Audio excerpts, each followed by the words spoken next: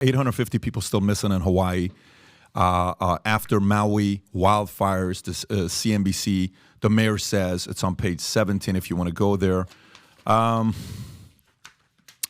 Mayor Richard Bisson revealed that 850 individuals remain missing after the devastating Maui wildfires, with 114 confirmed deaths, making it the deadliest modern U.S. wildfire event. The mayor clarified that 27 victims have been identified, while over 1,285 people have been located safely. The initial count of over 2,000 people missing decreased due to restored cell phone communication, enabling contact with loved ones.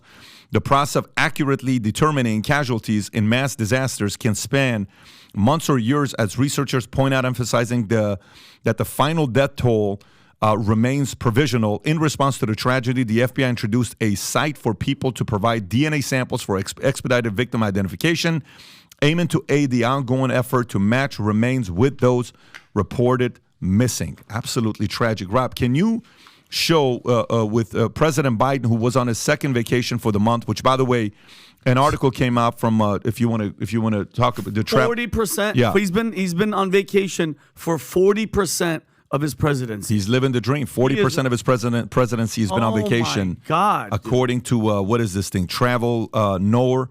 President Biden's recent 10-day Delaware Beach vacation pushes his known vacation days to 360 days, counting for 40% of the time. Dude. Defenders cite the convenience of Biden's close to White House trips as justification, echoing a historical tradition of scrutinizing presidential vacations. Critics have targeted the president for leisure activities since the inception of the office. Biden's Camp David visits nearly double those of Trump, yet falls short of past presidents like President Bush, who totaled 150 visits, underscoring the ongoing debate on presidential work-life balance. Now, here's what happened. The challenge is he hadn't shown up. And by the way, he kept saying he's going to go to Palestine. He never went to Palestine.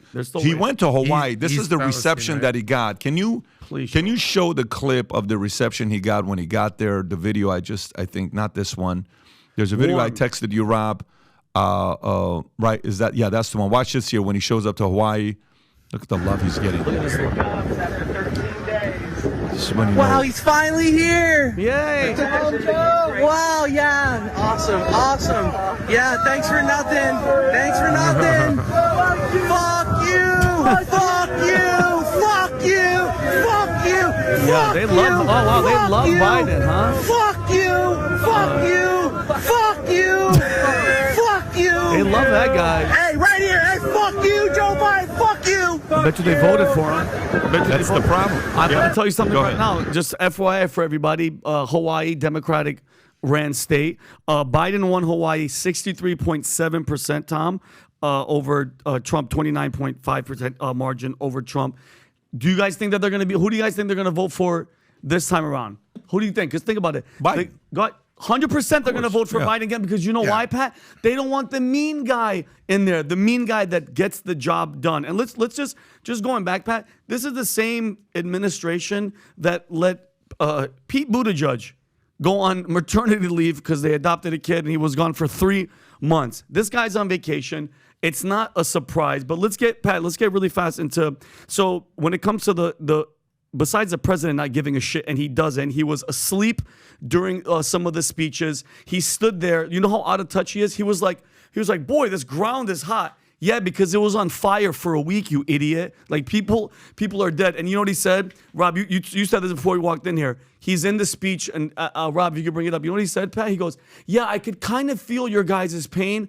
One time, lightning struck outside my house, and we thought the house was going to catch on fire. Hit electrical wire.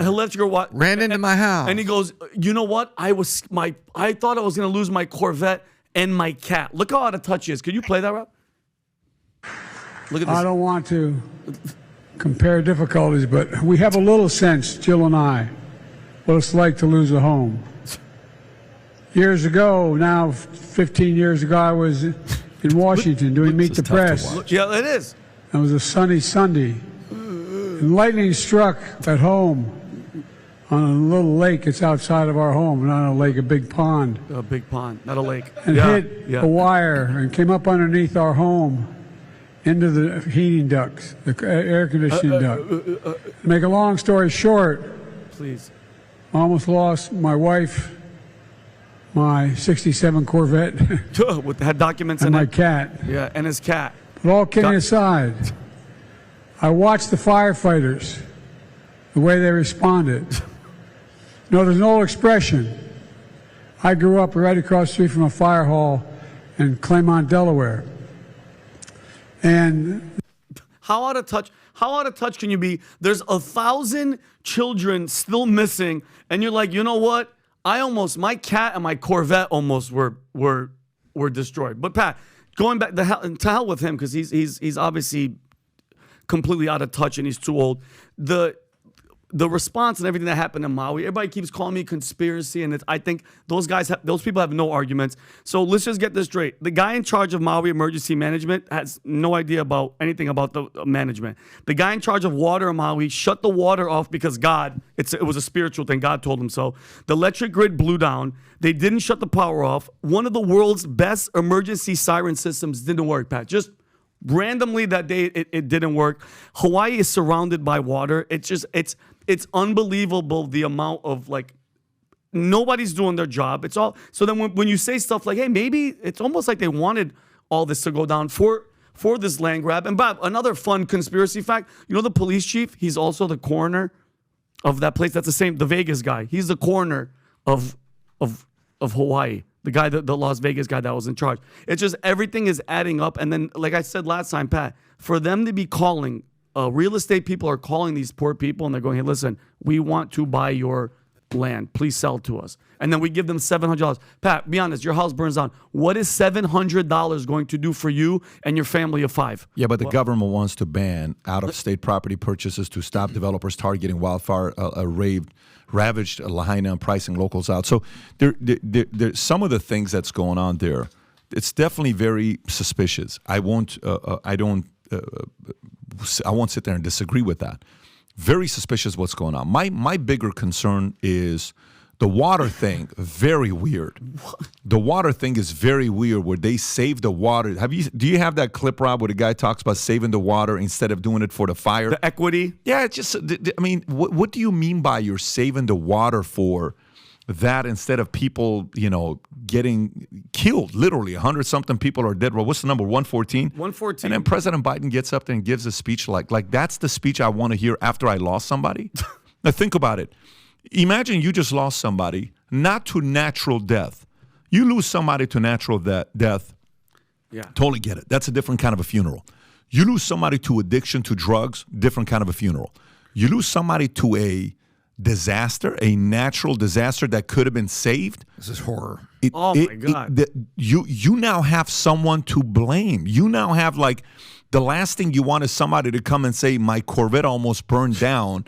My cat almost died. Look, this takes me back to how out of touch he is. When Martin Luther King got shot, RFK came up and gave a talk, and he said, look, here's the news. Martin Luther King has just been assassinated, and he pauses, lets them kind of go through. There are zero jokes. Zero. You don't tell jokes when people in front of you are lost people. You don't make a comparison to a car of yours. So my concern is more how you connect with the audience, how you respond as a leader, how quickly and swift you are to come over there, and you're taking your time to come there. You're not going to win people over like that. And but it's been a normal pattern with him. It's not like it's a first time. Nobody in America should be surprised with the way he's responding to it. Tom, do you have any thoughts on this Hawaii deal?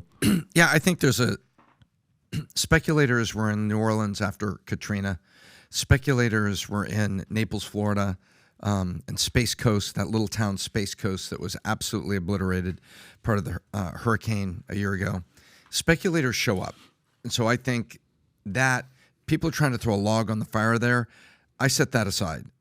They're going to show up. And I actually think it's good for the governor to say, hang on, nobody is selling anything for right now, Pat. I think that's a good move by the governor. Nobody is selling anything. Let's see if we can get you back on your feet. I step back into it and just say, how does the emergency services supposed to be serving the populace? I'm just stunned at how many of the emergency services failed all at once. The police failed on the evacuation plan once they knew they had their hands full. The sirens, the water, all of that failed. The speculators, I think the governor's making a good call there, saying nobody's selling anything. You're going to keep your houses and keep what's going on. Let's get you back on your feet. But I'm not worried about right that now. Finally, the governor is speaking up a little bit. Yeah, fine. And Pat, we said they're going to 63%, almost 64% voted Democrat. What is going on in your head that, especially after a situation like this and the president doing what he did, how do you still vote for Democrat? Tom, how are you that loyal to a party that is showing you in real time that they don't give a shit about you? The day that it went down, they're approving $24 billion to Ukraine. And the people, because mainstream media is barely showing these people. Those videos I see on Twitter where the people of Maui, the people of Hawaii are sick and tired of this shit, and you're still going to vote Democrat? Not to be glib, but it's... Do it. Be glib it up. No, it's habit and addiction. Okay. So they're just stuck. You're still going to go in them like, I'm so loyal. You're addicted to the entitlements, and it's generations of habit. And you can't be, and you're not willing to process the difference. Okay, all right, let's move on to the next story. So let's talk debate on what's going on tomorrow. Did you have thoughts or no? Yeah, I was just going to add one thing just to kind of give some context to what's going on here. Why people vote for Democrats or Republicans, I think people are fixated and they're basically aligned with their team, and that's just, it is what it is. And there's 10% of Americans that control the country, and they happen to be in 4 or 5 different cities, and we'll see how the election goes. We all know that. But here's the thing with Hawaii in this situation. I think every president has these moments that they fail. George Bush failed with Katrina. Donald Trump arguably failed with Puerto Rico. That's still an ongoing thing right there. Remember how he took a lot of criticism on how long it took for him to respond to the horrible disaster that happened in Puerto Rico. And just like when George Bush went to visit Katrina, there were people sticking the middle finger up and giving him that. So let's not forget that. Just like when Trump went to Puerto Rico and he was shooting jump shots with toilet paper or paper towels, he also received that backlash. And Biden deserves every ounce of this backlash because, as Pat pointed out, he failed and he did not respond quickly enough. And this is incumbent on presidents of the United States to respond accordingly. I will also add that when it comes to vacations, Biden's the GOAT. It's not even a question. He's killing the game right now. But you know who was actually what president in the last 30 years went on the least amount of vacations? The least? Take a guess. Trump? Obama. Not even close. It was Obama at 38. Bush went on over 100. Trump went on 132. And Biden's at what number right now? It's like 200 and something right now. So the way that they break vacations down is pretty interesting. I did some research. So you have time at the White House. You have time at what's called the second White House, the vacation house for the White House, which is Camp David in Maryland. Then you also count foreign trips. So if you're not in the White House and you're traveling to Saudi Arabia or Japan or Israel, wherever it is, then you have your own properties. So for Trump, it's Mar-a-Lago, it's Bedminster, New Jersey. For Biden, he's in Delaware, he's doing his thing. For Obama, it's Martha's Vineyard, and for the Bushes, it was Texas, and then also up in the Northeast somewhere, and then there's actually just full-on vacation time. So every president does it. I don't know about that. The way they're categorizing it, Trump worked out of Mar-a-Lago. Trump didn't want to sleep at the White House. He actually called the White House a dump. Yeah, so that is not called vacation. The guy, the day he got elected, Puerto Rico, you may have a point there. I don't know what the exact timeline was with Puerto Rico. But if there was a guy 2017 that any time a crisis happened, he was there the next day, it's Trump. You can't say that about any of the guys we've had the last couple decades. This guy showed up the next day. It doesn't matter where the crisis was. He was always available, never turned down an interview, never turned down going to a meeting with anybody else. That was not an area where he was uncomfortable with. He was never afraid of controversy or opposition. That's not one of his flaws. He's got many flaws. That's not the flaw. The guy gets elected. The next day he's at the office interviewing people for jobs. Yeah. Who the hell does that? He got elected. The next day he's at the White House doing interviews with people.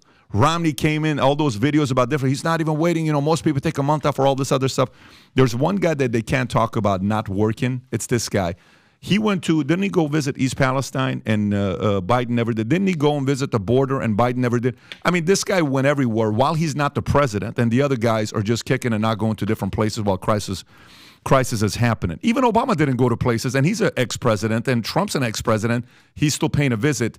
Obama's playing a very different game today than Trump is. Trump is still in the game. You can't compare work ethic between those two guys. Obama needed a home to sleep at the White House.